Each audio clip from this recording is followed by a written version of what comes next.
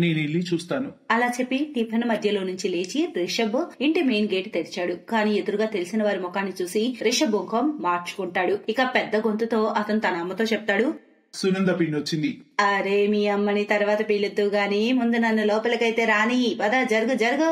అలా చెప్పి సునంద రిషబ్ ను కాస్త పక్కకు తోసి ఇంట్లోకి దూసుకొచ్చింది. అప్పటికి రిషబ్ అమ్మ తార కూడా వంటింటి నుంచి బయటకొచ్చింది. ఆ తర్వాత ఓహో ఇవాళ ఏమైపోయింది, అది కాస్త పంచదార కావాలి, ఇదిగో గిన్నెడివ్వు. ఈ రోజు అందరి కోసం అద్భుతమైన కీర్ చేద్దాం అనుకున్నా కానీ డబ్బా తెరిచి చూస్తే ఒక్క పలుకైనా పంచదార లేదు. రాకేష్ నిధి కూడా రాత్రి ఇంటికి లేటుగా వచ్చారు, అలానే లేపడం ఎందుకని చెప్పేసి ఇలా వచ్చా. నాకు ఆహా సువాసన భలే వస్తుంది. ఏం చేస్తున్నావు టిఫిన్ నువ్వు? అదిరిపోతున్నాయి గుమ్మగుమ్మలు. స్పెషల్ ఏం కాదు, ఆలు కుర్మా చపాతీ చేస్తున్నానంతే. అరే అరే నాకు ఆలు కుర్మా అంటే చాలా ఇష్టం. ఆహా దానిలో కాస్త అల్లం వెల్లుల్లి పేస్ట్ ఘాటుగా వేస్తే ఉంటుంది దాని టేస్ట్. అద్భుత. అలాగే చేసావా అచ్చం? తింటావా ఏంటి? అరే లేదు లేదు, కానీ నువ్వు పట్టుబడుతున్నావు కదా, అయితే కాస్త ఇవ్వు. ఒక పని చెయ్యి, మీ గిన్నెలో ఇవ్వు, రేపొస్తా కదా అప్పుడు తిరిగిస్తా గిన్నె. సునంద తార పొరుగింటావిడ. ఆమె ఎప్పుడు ఇలాగే చేస్తూ ఉంటుంది. ప్రతిరోజు ఉదయం మొదట ఆమె పని తార ఇంటికెళ్లి చేసిన వంటలు అడగడం, అప్పుడప్పుడు ఏవైనా సరుకులు బదులు తీసుకెళ్లడం. అలా ఏదో ఒక వంకతో తార నుంచి అవన్నీ తీసుకెళ్తూ ఉంటుంది సునంద.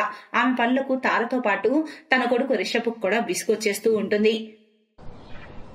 మా నువ్వు చాలా బోలా మనిషివి, అందుకే ఆమె రోజు నిన్ను ఫూల్ని చేసి అన్ని తీసుకెళ్తోంది. లేదు బాబు, చాలా కాలంగా పక్కింటావిడ కదా. ఇక నిజం చెప్పాలి అంటే అంతకు ముందు సునంద అక్క అలా లేదు. మీ నాన్న వాళ్ళ కుటుంబాన్ని చాలా గొప్పగా చూసేవాడు. అయితే మహేష్ అన్న చనిపోయినప్పటి నుంచి పరిస్థితి అలా దిగజారిపోయింది. ఏదైనా సమస్య ఉండుండొచ్చు బహుశా. ఏం సమస్య ఉంటుంది మా? భర్త లేకుంటే ఏమి? ఆమె కొడుకు బాగానే సంపాదిస్తున్నాడు కదా, పైగా ఆమె కోడలు కూడా సంపాదిస్తుంది. చూడలేదా నువ్వు? వాళ్ళు పోయిన వారమే కదా కొత్త కారు కొన్నారు. సునంద పెద్దమ్మ వాళ్ళ గురించి నీకు ఏమైనా చెప్పిందా ఉల్టా సీదా? లేదు, ఏదైనా ఇబ్బంది ఉందో లేదో అలా ఎప్పుడు తను చెప్పలేదు. పైగా ఎప్పుడు తన కొడుకు కోడల్ని పొగుడుతూనే ఉంటుంది. అవన్నీ వదిలే నువ్వు. ఇంతకీ ఆఫీస్ కి సెలవు ఎప్పుడు పెడుతున్నావు? మిథాలి ఫోన్ చేసింది, నాకు చెప్పింది షాపింగ్ కి వెళ్లాలని. ఓహో నాకు అసలు టైం లేదు మా. మీరు మితాలి చూసుకోండి అంతా ప్లీజ్. ఇదిగో తీసుకో నా క్రెడిట్ కార్డు, ఏం తీసుకోవాలన్నా తీసుకోండి, ఎంతైనా పర్వాలేదు, ఓకేనా? రిషబ్ ఇంకా మితాలి కాలేజీ నుండి ఒకరినొకరు ప్రేమించుకుంటున్నారు. త్వరలోనే వాళ్ళ వివాహం కూడా కానుంది. రిషబ్ కూడా వెల్ సెటిల్డ్, ఇంకా మితాలి కూడా చాలా అర్థం చేసుకునే అమ్మాయి. ఆపై తార కూడా ఈ సంబంధం పట్ల చాలా సంతోషంగా ఉంది. అలా ఒకరోజు, ఎలా ఉన్నావు తారా? కోడలు రాకకు స్వాగతం పలకడానికి తయారుగా ఉన్నావా? అక్క అంతా సక్రమంగా జరగాలి. పైగా పనంతా మితాలియే స్వయంగా చూసుకుంటుంది. రిషబ్ కేమో ఆఫీస్ వల్ల సెలవు దొరకడం లేదు. దేవుని దయ వల్ల అంతా బాగా జరగాలి. పోనీలే బాగుంది. సరే కాని కాస్త బెల్లం దొరుకుతుందా నీ దగ్గర? కాస్త కావాలి. ఉంది కాని కాస్త పాత బెల్లం ఉంది. ఎలా మరి? అరే అయితే నీకు పనికి రాదేమో. అయితే ఒక పని చెయ్యి, ఉన్నదంతా నాకు ఇచ్చేయి. కానీ నువ్వేం చేస్తావు దాంతో? సునంద తార పొరిగింటావిడైనా ఆమె ఎప్పుడు సునందని అక్కలాగే భావించింది. కానీ సునంద రోజు ఏదోలా తినేవడగడానికి వస్తూ ఉంటే దాంతో తారకు కూడా ఇబ్బందిగానే ఉంది. పైగా ఇప్పుడు తన ఇంటి వాతావరణం మారబోతుంది. రిషబ్ పెళ్లి తర్వాత ఆ ఇంటి వంటగది ఆమె కోడలు మిథాలి చేతికి వెళ్ళింది. ఆ తర్వాత తారా ఏం వండిస్తున్నావు కొత్త కోడల చేత ఇవాళ? కడీ చావల్ చేశాను ఆంటీ గారు, మీకోసం తీసుకురానా? కడీ చావల్ అంటే నాకు చాలా ఇష్టం, తీసుకురా. మిథాలి ఒక ప్లేట్ లో కడీ చావల్ తీసుకొని వచ్చి సునందకిస్తుంది. అది సునంద క్షణాల్లో తినేస్తుంది. ఆపై ప్రేమగా అంటుంది, వావ్ అమ్మా వావ్, సూపర్ గా ఉంది, చాలా అద్భుతం కోడలా. చల్లగా ఉండి సదా ఒక పని చెయ్యి, ఒక గిన్నెలో కాస్త పెట్టివు. అదిగో ఆ గిన్నెలో తర్వాత కూడా తింటాను నేను. అలాగే ఇప్పుడే తెస్తాను. మిథాలికి ఇది మొదటిసారి, అందుకని ఆమె పెద్దగా పట్టించుకోదు. కానీ మళ్ళీ కొద్ది రోజుల తర్వాత చూడండి ఆ సునంద ఆంటీ ప్రాబ్లం ఏంటి? ఏం లేదు, 1వ నెంబరు తిండిపోతూ ఆశపోతూ రోజు తిండి అడుక్కుంటూ తినడం అలవాటైపోయింది. మిథాలి ఏం మాట్లాడదు. ఆ సమయంలో సైలెంట్ గా వంటింట్లోకి వెళ్లి తన పని చేసుకుంటూ ఉంటుంది. ఇక మరుసటి రోజు, ఓ తారా ఎక్కడున్నావు? అది అత్తయ్య ఆరోగ్యం బాగోలేదు, ఆమె తన గదిలో నిద్రపోతున్నారు. అర్జెంట్ అయితే ఏమైనా పిలుస్తానండి తన్ని. అరే లేదు లేదు, నేను కాస్త నూనె తీసుకెళ్ళడానికి వచ్చాను. సరే పర్లేదు, నేను తర్వాత వస్తాను. లేదు ఆగండి, నేను తెస్తాను. తర్వాత మిథాలి సునంద తెచ్చిన చిన్న బాటిల్లో నూనె నింపి తనకిస్తుంది. అది తీసుకుని సునంద తిరిగి తన ఇంటికి వెళ్తుంది. తర్వాత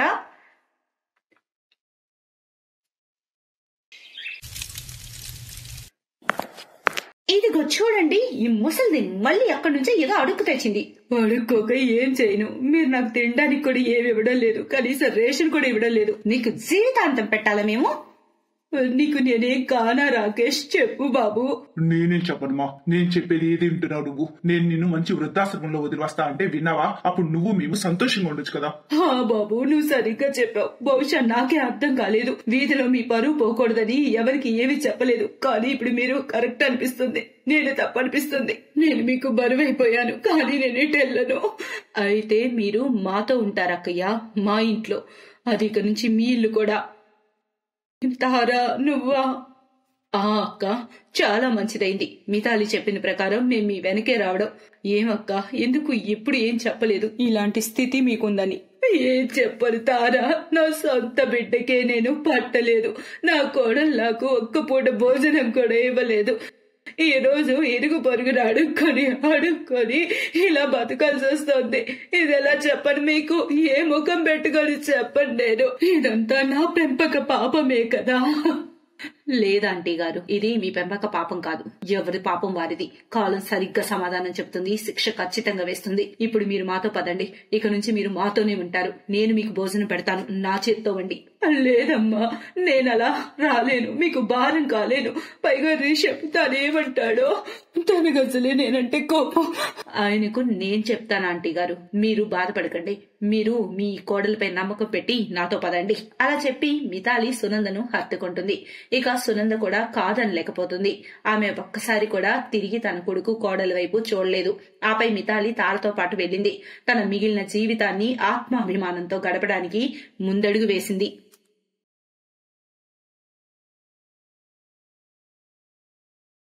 అది ఒక నిర్జన ప్రదేశమైన ఊరు. నలువైపులా పచ్చదనమే ఉంటుంది. కాని ఆ ఊర్లో కేవలం ఒకే ఒక్క ఇల్లు ఉండేది. అందులో గజేందర్, అహల్య ఇంకా వారి ఒక్కగానొక్క కూతురు మమత ఉండేవారు. వాళ్ళ అమ్మ వంటగదిలో వంట చేస్తూ ఉండగా అప్పుడు అనుకోకుండా ఒక చెంచా తన చేయి నుంచి జారి కింద నేలపై పడిపోతుంది. నా పై ప్రాణం పైనే పోయింది, ఏదో బాంబు పడిందనిపించింది. మమత తన గది నుంచి భయంతోనే బయటకొచ్చింది.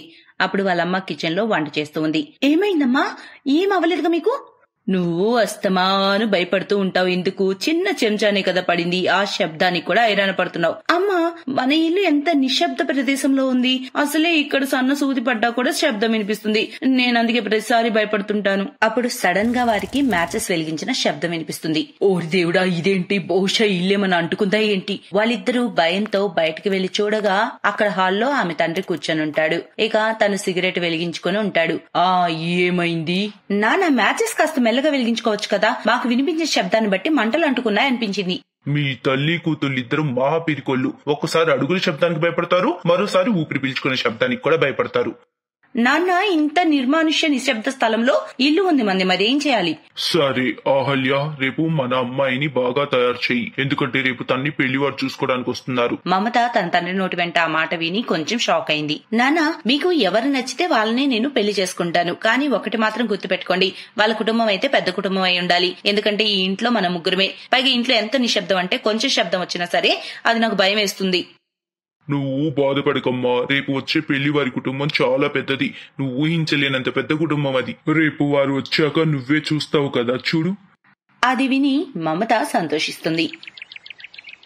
మమత పెళ్లివారి కోసం టీ తీసుకొని వస్తుంది. ఇక ఇంత పెద్ద కుటుంబాన్ని చూసి ఆమె చాలా సంతోషిస్తుంది. మొదటిసారి తనకు తన ఇంట్లో భయం వేయలేదు. అబ్బాయి శేఖర్ తో మమత పెళ్లి ఫిక్స్ అయిపోయింది. కానీ వాళ్ళ నిశ్శబ్దం మళ్లీ వారిని ఆవరించింది. అమ్మా, నాన్న, మళ్ళీ ఈ నిశ్శబ్దం ఎంత ఎక్కువైందంటే నాకైతే మా అత్త మాటలు ఇక్కడికి వినిపిస్తున్నాయి కూడా. కొద్ది నెలల్లోనే మమత పెళ్లి శేఖర్ తో జరిగింది. శేఖర్, మీరు నన్ను చూసుకోవడానికి వచ్చినప్పుడు కేవలం మీరు 50 మందే కదా ఉన్నారు? మమత, కానీ అసలు విషయం ఏమిటంటే పెదనాన్న ఇంకా చిన్న కుటుంబం అమెరికాలో చిక్కుకుండిపోయారు ఆ సమయాన. అందుకే వాళ్ళు పెళ్లికి రాలేకపోయారు. వాళ్ళు కూడా వస్తే ఇక 200 మందికి పైగా కనిపిస్తారు ఇక్కడ నీకు. ఇదంతా విన్న మమత ఆనందానికి హద్దులు లేకుండా పోయాయి. అరే కోడలా, నీకు చోలే భటూరా చేయడం వచ్చా? అత్తయ్య, నాకు చోలే భటూరా చేయడం బాగా వచ్చు. ఇక మీరు నా మనసును కూడా తాకారు, ఎందుకంటే నాకు కూడా చోలే భటూరా అంటే చాలా ఇష్టం. అయితే అది చాలా మంచి విషయం అమ్మా. మా ఇంట్లో అందరికీ చోలే భటూరా అంటే చాలా ఇష్టం, కానీ చేయడం ఎవరికీ రాదు. అందుకే ప్రతి నెల నేను బయట నుంచి తెప్పిస్తూ ఉంటాను. నువ్వు త్వరగా మా అందరి కోసం చోలే భటూరా చేయి, సరేనా? నీ చేతి వంట తినిపిస్తావా? అరే పర్లేదు అత్తయ్య, మీరేం బాధపడకండి. కేవలం చోలే భటూరా కోసం ఎదురు చూడండి. చల్లగా ఉండు కోడలా, నువ్వు మా ఇంటికి రావడం మా అందరి అదృష్టం. చూసావా అక్క, మన కొత్త తోటి కోడలు గారికి మన అత్త చాలా ప్రేమ చూపిస్తుంది అనుకుంటుంది, కానీ ఆమె మన చక్ర వ్యూహంలో ఇరుక్కుపోయిందన్న విషయం తెలీదు. నువ్వు సరిగ్గా చెప్పావు మాయా. భటూరా తయారు చేస్తూ చేస్తూ కొద్ది రోజులకి బక్క చిక్కిపోద్ది, అప్పుడు తెలుస్తుంది ఆమెకు. మొత్తం కుటుంబం కోసం మమత చోలే భటూరా చేస్తుంది. ఒక్కొక్కరి కోసం 2-3 చొప్పున మొత్తం కుటుంబం కోసం దగ్గరగా సుమారుగా 1000 చోలే భటూరాలు చేయాల్సి వస్తుంది. అత్తయ్య, చోలే భటూరా తయారైంది, మీరందరూ కూర్చోండి, మేము ఇప్పుడే తీసుకొస్తాం. అందరూ భోజనానికి కూర్చుంటారు. అప్పుడు అక్కడికి తన పెద్ద తోటికోడలు వస్తుంది. మీరేమన్నారు చిన్న తోటికోడలు గారు? మేం తీసుకొని వస్తామా? ఈ రోజు నీ మొదటి వంట, ఆచారం ప్రకారం నువ్వే వడ్డించాలి, అదే ఈ ఇంటి నియమం. మా విషయంలో కూడా అలాగే జరిగింది. ఏం పర్వాలేదక్కా, నాకు మొదటిసారి ఇంతమందితో కలిసి ఉంటూ వారికి సేవ చేసే భాగ్యం దక్కింది. దానికంటే పెద్ద సంతోషం నాకు ఇంకేం లేదు. మమత చాలా సంతోషంగా అందరికీ వడ్డించింది. కుటుంబం మొత్తానికి చోలే భటూరా బాగా నచ్చింది. మమత, నీ చేతిలో ఏదో మాయుంది. ఈ రోజు నుండి ఈ ఇంట్లో చోలే భటూరా తప్ప ఇంకేం వండొద్దు. నువ్వు పూర్తిగా సరిగ్గా చెప్పావు. కోడలు నిజంగా సాక్షాత్తు అన్నపూర్ణే. మా కుటుంబం సంఖ్యలోనే పెద్దది కాదు, మిగతా విషయాల్లో కూడా పెద్దదే. సరిపోయింది. అత్తయ్య, మామయ్య, నేను చిన్నతనం నుండి చాలా చిన్న కుటుంబంలో ఉన్నాను. అంతేకాదు మా ఊళ్ళో మాదొక్కటే ఇల్లు, మీరు కూడా చూశారు కదా. ఇలా మీ అందరికీ ఇంత పెద్ద పరివారానికి సేవ చేసుకోవడం చాలా బాగుంది నాకు. కుటుంబం మొత్తం తమ పొగడ్తలతో ఆమెను ముంచెత్తడం మొదలుపెట్టారు. ఎందుకంటే ఇప్పుడు వాళ్ళకి భటూరా తయారు చేసే కోడల రూపంలో ఒక పని మనిషి దొరికింది కదా. ఆ కుటుంబం పొద్దున రాత్రి మమతతో చోలే భటూరా చేపిస్తున్నారు, వేరే ఇంకే పని చేయకుండా. అరే మమత, ఈరోజు మన ఇంటికి కొందరు చుట్టాలు వస్తున్నారు. నేను వాళ్ళందరికీ నీ చేతి చోలే భటూరా రుచి చూపించాలనుకుంటున్నా. అలా కొన్ని నెలలు గడిచిపోయాయి. అందుకే చోలే భటూరా పేరు వింటేనే మమత భయపడటం మొదలు పెడుతుంది. కానీ పని అయితే తను చేసి తీరాలి కదా. సరే అత్తయ్య, ఎంతమంది కోసం వండాలి? 400-500 మంది కోసం తయారు చేయి. అది విని మమత కంగారు పడిపోతుంది. అప్పుడప్పుడు అనిపిస్తుంది, అసలు ఇంత పెద్ద కుటుంబాన్ని దేవుడు ఎలా చేశాడో ఏంటో. ఈ కుటుంబమా మనుషుల్ని పుట్టించే యంత్రమా? మమత వంట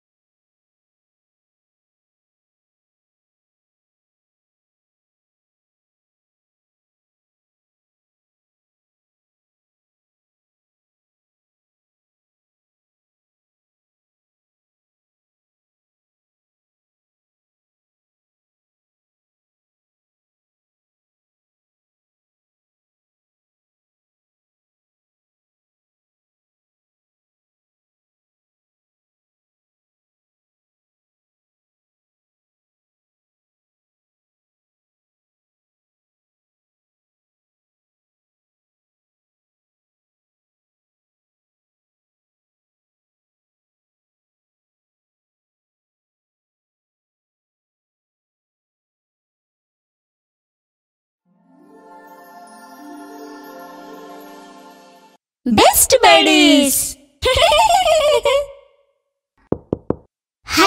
ఫ్రెండ్స్, ఈ వీడియో చూసినందుకు మీకు ధన్యవాదాలు. ఒకవేళ మీకు ఈ వీడియో నచ్చినట్లయితే దయచేసి లైక్ చేసి సబ్స్క్రైబ్ చేయండి మరియు ఈ వీడియోపై కామెంట్ చేయండి. ఇంకో విషయం, షేర్ చేయడం మర్చిపోకండి. ఇలాంటి మరిన్ని వీడియోలు మీరు చూడాలనుకుంటే కిందనే ఉన్న బెల్ బటన్ని నొక్కండి. చూస్తూనే ఉండండి బెస్ట్ బడీస్.